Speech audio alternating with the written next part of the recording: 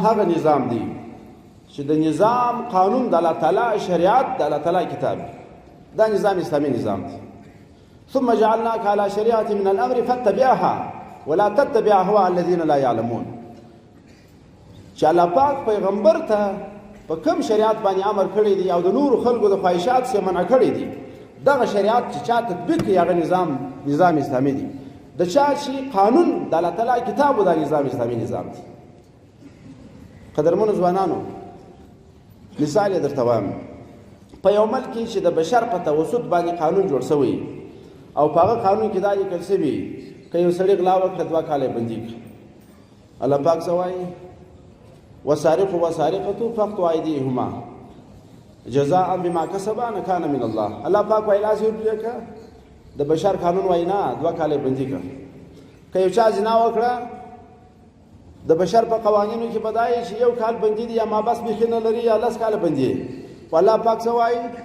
وزانیة وزاني فجدوا كل واحد منهما 100 جلده. الله پاک وایي په درو یې ووایه که واده والا او سنګسار یې کړه دی وایي نه 15 کاله بندي کړه. که یو څوک د مسلمان قاتل شو دی وایي 10 کاله بندي کړه. الله پاک وایي کتب علیکم القصاص بالقتل. چا چې وژل وکړه مسلمان یې مړ کړي دا به قصاص یې وژنې به. د بشر قانون وایي نه دا 10 کاله بندي کړه.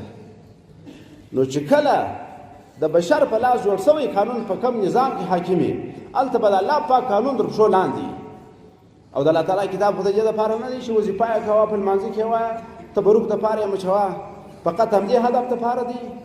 دا یو الهي قانون دی. الله پاک یې په مځکه کې نفاذ غواړي. د دغه قانون د نفاذ دپاره نن تاسې ځوانان انتخاب یاست. که دلته اسلامي امارت د ساري خلاص پرې کوي ستا ځوان حمایه به ورسره یي. د قاضي صاحب امنیت په تا نیولی بیا به قاضي صاحب لاس پرې کوي. که قاضي صاحب په میدان کې په عام میدان کې پر ځانې باندې رجم جاری کړي هلته به ته ځوان یې چې د قاضي دفاع به دې کړي. که امر بالمعروف مسلمانان نیکې لارې ته راګرځي د بدې لارې څخه یې منع کوي د دغه مسلمانانو ساتنه دا به ستا ځوان په توسط باندې کېږي. او هر کافر و مرتد و ظالم هغه که غواړي چې افغانستان دغه شایسته نظام د اسلامي نظام هغه ورته د زغم وړ نه سي او اراده د دې وکړي چې ضرر ورسي د دې ظلمو د دې کفرو په مقابل کې سپر به ته ځوان یې